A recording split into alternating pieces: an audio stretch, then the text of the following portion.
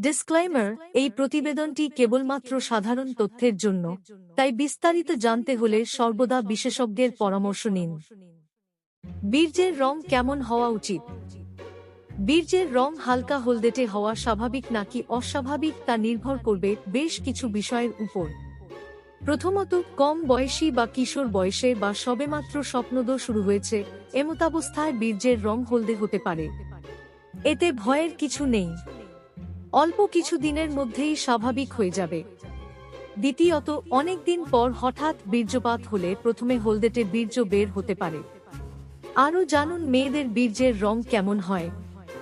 এর বাইরে, ধরুন নিয়মিত সঙ্গীর সাথে মিলন ও বীর্যপাত করছেন, তারপরও হলদে ভাব যাচ্ছে না।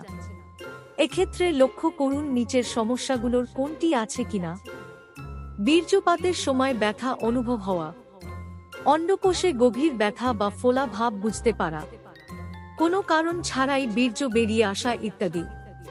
উপরোক্ত সমস্যাগুলোর কোনটি যদি থাকে তাহলে বীর্যের রং হালকা হলদেটে হোক না হোক বিপদের সম্ভাবনা রয়েছে।